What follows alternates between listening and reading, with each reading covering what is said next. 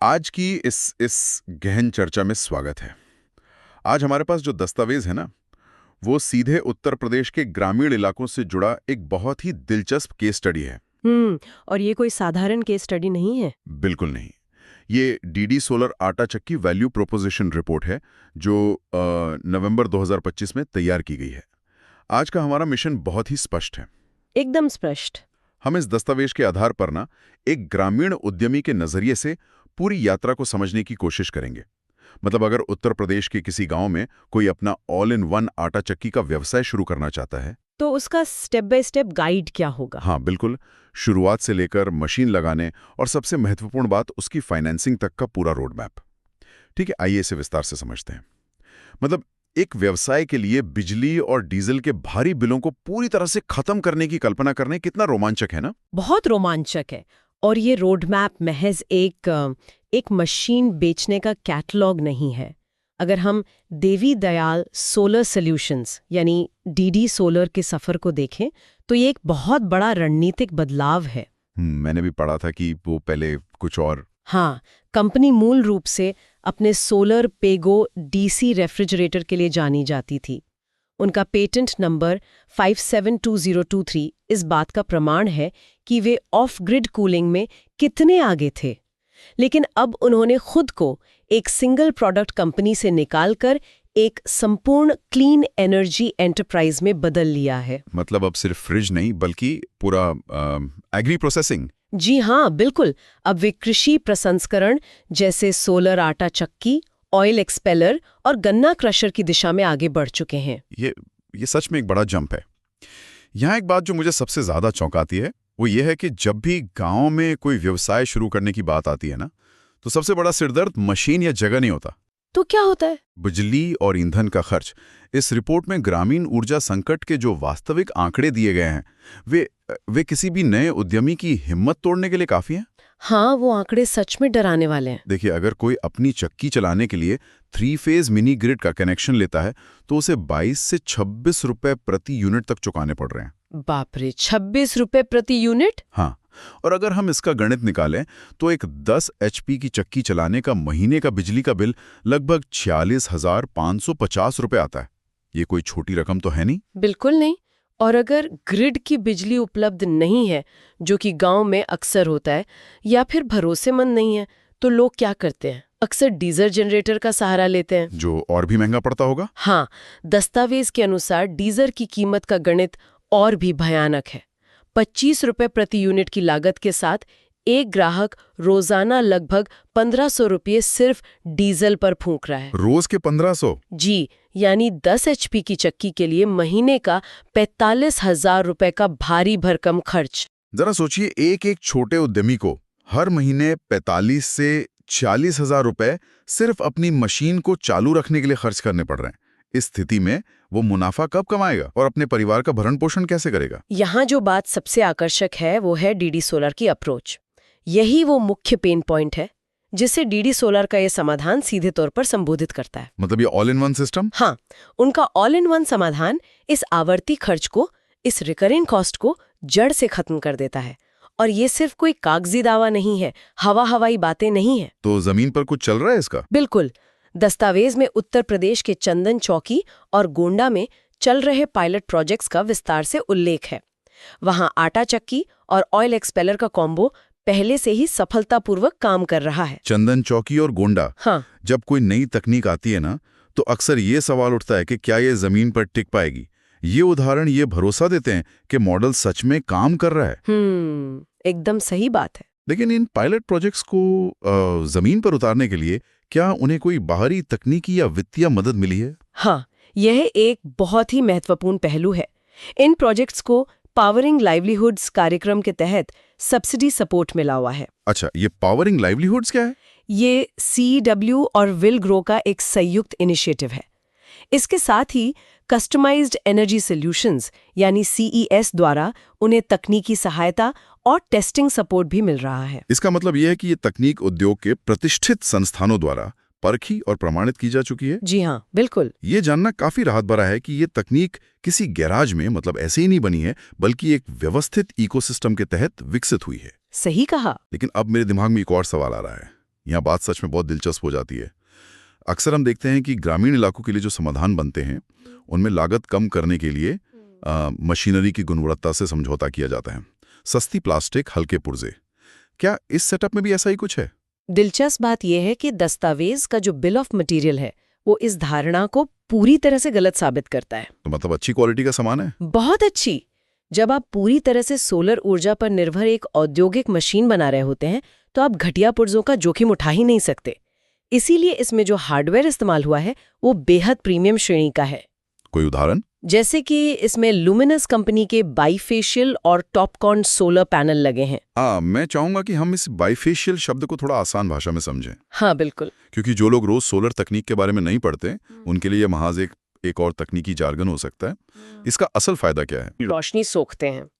लेकिन बाइफेशियल यानी दो तरफा पैनल, अच्छा, दोनों तरफ से? हाँ, ये इस तरह डिजाइन किए गए हैं कि जब सूरज की रोशनी जमीन, छत या आसपास की सतहों से टकराकर वापस ऊपर की तरफ रिफ्लेक्ट होती है तो ये पैनल अपने पिछले हिस्से से भी उस रोशनी को सोखकर बिजली बनाते हैं। अरे वाह, मतलब कोई भी रोशनी बर्बाद नहीं हो रही? बिल्कुल नहीं। इसका सीधा मतलब है कि उतनी ही जगह में आपको ज्यादा ऊर्जा मिलती है जो एक भारी मोटर को चलाने के लिए बहुत जरूरी है। ये तो बहुत ही स्मार्ट डिजाइन है। और मोटर को नियंत्रित करने के लिए भी कुछ विशेष उपकरण दिए गए हैं ना? जी हाँ, इसमें श्नाइडर या INVT जैसी जानी मानी कंपनियों के 16 VFD यानी वेरिएबल फ्रीक्वेंसी ड्राइव का इस्तेमाल किया गया है। हाँ, श्नाइडर तो बहुत बड़ा नाम है इस फील्ड में। और साथ ही क्रॉम्पटन ग्रीव्स की IE3 या IE4 श्रेणी की उच्च क्षमता वाली मोटर दी गई है। ये मोटर कम ऊर्जा में ज्यादा ताकत पैदा करती है। ये तो हुई हाईटेक पुर्जों की बात। लेकिन एक जगह जहां मुझे लगा कि इन्होंने वाकई जमीनी हकीकत को गहराई से समझा है वो है चक्की और ऑयल एक्सपेलर का चुनाव। आपने भी वो देखा? हाँ, इन्होंने इसके लिए कोई विदेशी या बहुत ही प्रीमियम दिखने वाला ब्रांड नहीं चुना है, बल्कि मेवाड़ या सरदार जैसे स्थानीय और परिचित ब्रांड्स का चुनाव किया है। ये एक बहुत ही व्यवहारिक और रणनीतिक निर्णय है। अक्सर बड़ी कंपनियां अपनी मशीनों के साथ अपने ही विशेष स्पेयर पार्ट्स थोप देती हैं। और यही सबसे बड़ी समस्या बन जाती है। मान लीजिए गांव में चक्की चल रही है और उसका कोई सामान्य सा पुर्जा टूट जाता है, जो कि मशीनों के साथ आम बात है। हाँ, अगर वो किसी ऐसे कंपनी का हुआ जिसके स्पेयर पार्ट सिर्फ बड़े शहरों में मिलते हैं तो मशीन हफ्तों के लिए बंद पड़ जाएगी। मेवाड़ जैसे स्थानीय ब्रांड्स का उपयोग करने का मतलब है कि गांव का कोई भी सामान्य मैकेनिक उसे आसानी से खोलकर ठीक कर सकता है और उसके पुर्जे पास के किसी भी हार्डवेयर स्टोर पर मिल जाएंगे। बिल्कुल सही विश्लेषण है। और इस पूरे हार्डवेयर को सुरक्षित रखने के लिए पॉलीकैब या हैवेल्स के प्रीमियम केबल्स और जंगरोधी GI माउंटिंग स्ट्रक्चर का उपयोग किया गया है। तो स्ट्रक्चर भी काफी मजबूत है। हाँ, लेकिन बात सिर्फ अच्छे लोहे या तारों की नहीं है। इस पूरी मशीन को जो चीज अगले स्तर पर ले जाती है वो है इसमें लगी IoT तकनीक। इंटरनेट ऑफ थिंग्स, यानी मशीन अब सीधे इंटरनेट से बात कर रही है। बिल्कुल। इसे ऐसे समझें जैसे आप अपनी कलाई पर कोई फिटनेस वॉच पहनते हैं जो आपके हार्ट रेट पर नजर रखती है। ठीक वैसे ही इस सेटअप में एक रिमोट मॉनिटरिंग सिस्टम लगा है। यह सिस्टम लगातार मशीन के वाइटल्स चेक करता रहता है, जैसे सोलर पैनल कितनी बिजली बना रहे हैं, मोटर को कितना वोल्टेज मिल रहा है। तो एक ग्रामीण चक्की चलाने वाले को इस स्मार्ट सिस्टम से क्या फायदा होगा? उसे तो बस अपना आटा पीसने से मतलब है ना? सबसे बड़ा फायदा अप टाइम का है। दस्तावेज का डेटा बताता है कि इस मॉनिटरिंग और उच्च गुणवत्ता वाले VFD के कारण मशीन को दिन में 8 घंटे से अधिक समय तक ऑप्टिमल वोल्टेज मिलता है। मतलब मशीन लगातार बिना रुके काम कर सकती है। हाँ, अगर कोई तकनीकी खराबी आने वाली होती है या वोल्टेज ड्रॉप होता है तो वो पहले ही पकड़ में आ जाता है। मशीन कम रुकती है, जिसका सीधा मतलब है ज्यादा घंटों तक काम और ज्यादा उत्पादन। चलिए, मशीन स्मार्ट है और उत्पादन भी ज्यादा दे रही है, लेकिन आखिर में कोई भी व्यवसाय गणित पर ही टिकता है। बिल्कुल, इकोनॉमिक्स सबसे जरूरी है। अगर अर्थशास्त्र काम नहीं कर रहा तो तकनीक किसी काम की नहीं। दस्तावेज में लागत और मुनाफे को लेकर जो विश्लेषण दिया गया है वो बहुत ही रोचक है। अगर हम दस्तावेज के रोजाना की कमाई के अनुमानों को देखें तो वो काफी व्यवहारिक लगते हैं। हवाई बातें नहीं की गई हैं। हाँ, श्रोताओं के सामने अगर मैं एक गणित रखूं, जैसे अगर वो मशीन प्रतिदिन 500 किलो आटे का उत्पादन करती है और पिसाई का रेट 2 रुपए प्रति किलो है, तो रोजाना 1000 रुपए सीधे यहां से बन रहे हैं। सही कहा। उसके बाद अगर 80 किलो तेल के बीज का प्रसंस्करण होता है तो 8 रुपए प्रति किलो के हिसाब से 640 रुपए की कमाई वहां से होती है। और यहाँ पर मॉडल की सबसे बड़ी खूबी सामने आती है, जिसे हम सर्कुलर इकोनॉमी या चक्रीय अर्थव्यवस्था कहते हैं। ओहो, ये मेरा पसंदीदा हिस्सा है। मुझे पता था। क्योंकि तेल निकालने के बाद जो खली या वेस्टेज बचती है ना, वो कूड़ा नहीं है, उसे पशु चारे के रूप में बेचा जाता है। बिल्कुल। और उसकी कीमत रोजाना लगभग 800 रुपए आंकी गई है। यानी जो चीज पहले बेकार मानी जाती थी वो भी अच्छी खासी आय दे रही है। इन सब को मिलाकर रोजाना की कुल कमाई 2440 रुपए होती है। और अगर महीने में 26 दिन भी काम हो तो कुल आमदनी 63,440 रुपए बन जाती है। आय तो स्पष्ट है,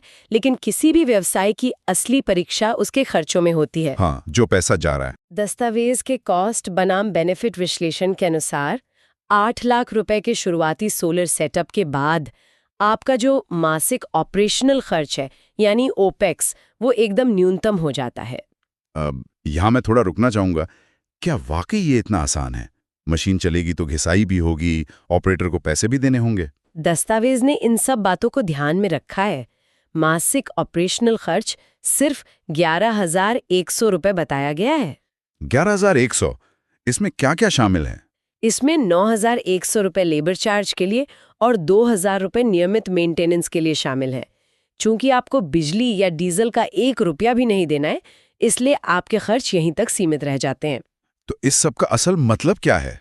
मतलब ये है कि अगर हम 63,440 रुपए की कमाई में से इस 11,100 रुपए के खर्च को घटा दें, तो हर महीने 52,340 रुपए का शुद्ध नकद प्रवाह यानी नेट कैश इनफ्लो बचता है। हर महीने 52,000 से ज्यादा की बचत। ये आंकड़ा बहुत मायने रखता है। अगर हम इस मासिक बचत को साल भर के पैमाने पर देखें तो ये सालाना 6,28,080 रुपए का शुद्ध मुनाफा बनता है। बिल्कुल। और जो रिटर्न ऑन इन्वेस्टमेंट यानी ROI इस दस्तावेज में बताया गया है वो 79% है। 79%, ये बहुत बड़ा नंबर है। पारंपरिक व्यवसाय में 15 या 20% का रिटर्न भी बहुत अच्छा माना जाता है, और यहाँ हम 79% की बात कर रहे हैं। और इसका पेबैक पीरियड मात्र 1.3 साल है। इसका मतलब है कि उद्यमी ने मशीन पर जो भी पैसा लगाया था वो लगभग 15 से 16 महीनों के भीतर ही पूरी तरह से वसूल हो जाता है। और उसके बाद की हर कमाई विशुद्ध रूप से उसकी अपनी होती है। जी हाँ। ये गणित कागज पर तो बहुत शानदार लग रहा है, लेकिन यहाँ एक बहुत बड़ा व्यावहारिक पेंच है। वो क्या? हम कह रहे हैं कि ये एक प्रीमियम सेटअप है। दस्तावेज के मुताबिक इस ऑल इन वन मॉडल, जिसमें आटा चक्की, ऑयल एक्सपेलर, 10 HP की मोटर, 17.7 kWp का भारी भरकम सोलर पैनल सेटअप और 15 HP का 3-फेज VFT शामिल है जी। इस पूरे पैकेज की कुल कीमत 9,44,177 रुपए है। इसमें GST और इंस्टॉलेशन सब शामिल है। लेकिन उत्तर प्रदेश के किसी ग्रामीण इलाके में एक छोटे उद्यमी के पास 9.5 लाख रुपए नकद एक साथ कहां से आएंगे? ये एक बहुत ही वाजिब सवाल है, और यहीं पर इस प्रोजेक्ट का फाइनेंसिंग मॉडल सबसे अहम भूमिका निभाता है। तो फाइनेंसिंग के विकल्प हैं इसमें? बिल्कुल। कंपनी जानती है कि ग्रामीण उद्यमी इतनी बड़ी पूंजी एक साथ नहीं लगा सकता, इसलिए इस पूरे सेटअप को बुक करने के लिए शुरुआत में सिर्फ 25,000 रुपए का एक टोकन अमाउंट रखा गया है। एक मिनट, सिर्फ 25,000 रुपए देकर 9 लाख से ज्यादा की मशीनरी खरीदा जाएगी? जी हाँ, और बाकी रकम के लिए 12 से 48 महीने तक की आसान फाइनेंसिंग सुविधा और सब्सिडी के विकल्प मौजूद हैं। ये तो बहुत अच्छी बात है। इतना ही नहीं, कंपनी ग्राहकों को प्रोत्साहित करने के लिए समय समय पर विशेष मार्केटिंग अभियान भी चलाती है। जैसे कोई डिस्काउंट या ऑफर? हाँ, जैसे दस्तावेज में अक्टूबर 2025 के एक नवरात्रि ऑफर का जिक्र है।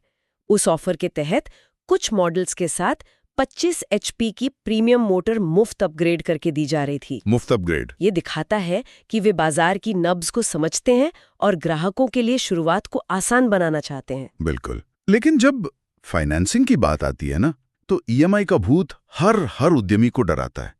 क्या 48 महीने का लोन एक ग्रामीण चक्की वाले पर भारी नहीं पड़ेगा?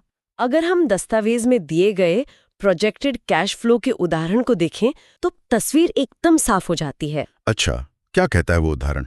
मान लीजिए वो उद्यमी 6 लाख रुपए का लोन लेता है।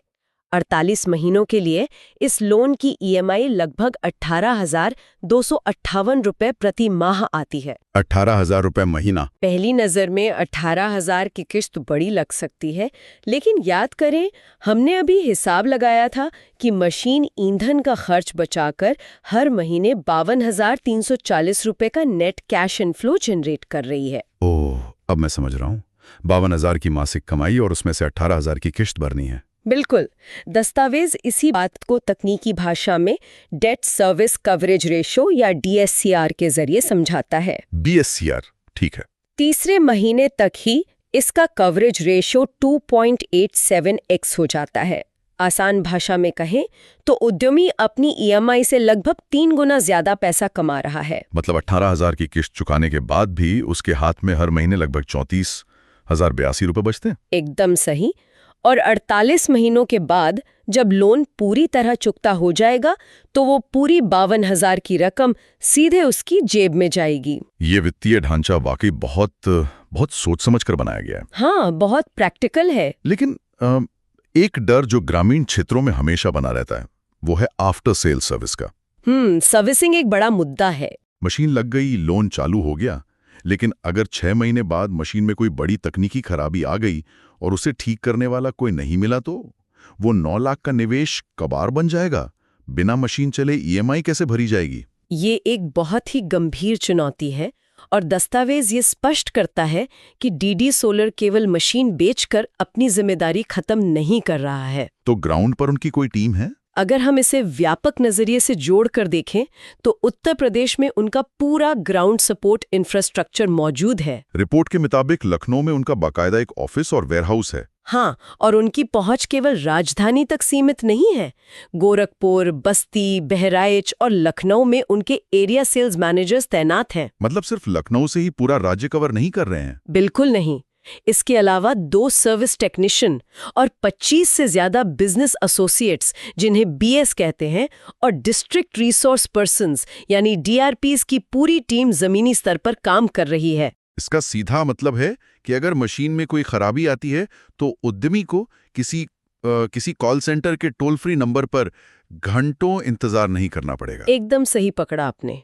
उसके जिले या आसपास के कस्बे में ही कोई व्यक्ति मौजूद है जो तुरंत तकनीकी मदद पहुंचा सकता है। यही वो पूरा इकोसिस्टम है जो इस मॉडल को सफल बनाता है।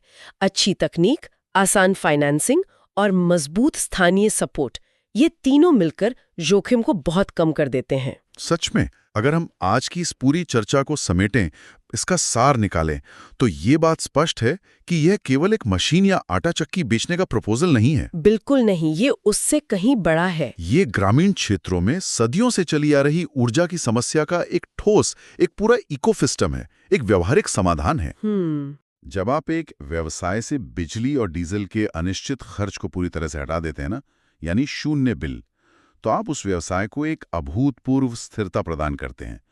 कम मेंटेनेंस, प्रीमियम मशीनरी और आसान किश्तों का ये संयोजन किसी भी ग्रामीण उद्यमी के लिए सफलता का एक बहुत ही सधा हुआ मार्ग प्रशस्त करता है। इससे एक बहुत ही महत्वपूर्ण सवाल खड़ा होता है। वो क्या? जरा सोचिए, अभी तक ग्रामीण अर्थव्यवस्था का एक बहुत बड़ा हिस्सा महज ऊर्जा खरीदने में, चाहे वो महंगा डीजल हो या मिनी ग्रिड की बिजली, खर्च हो जाता था। हाँ, उनकी कमाई का एक बड़ा हिस्सा। जब इन ग्रामीण उद्यमियों को ईंधन पर अपना पैसा नहीं बहाना पड़ेगा और वे खुद अपनी ऊर्जा के मालिक बन जाएंगे, तो उस बचे हुए पैसे यानी उस सरप्लस कैपिटल से ग्रामीण अर्थव्यवस्था किस तरह बदलेगी? ये एक बहुत ही गहरा विचार है। क्या आने वाले समय में हमारा हर गांव और वहां का हर छोटा व्यवसाय अपने आप में एक स्वतंत्र और मिनी पावर प्लांट बन जाएगा, जो न केवल आत्मनिर्भर होगा बल्कि आने वाली पीढ़ियों के लिए एक ऐसा नया आर्थिक मॉडल तैयार करेगा जहां ऊर्जा कोई बोझ नहीं बल्कि तरक्की का साधन होगी?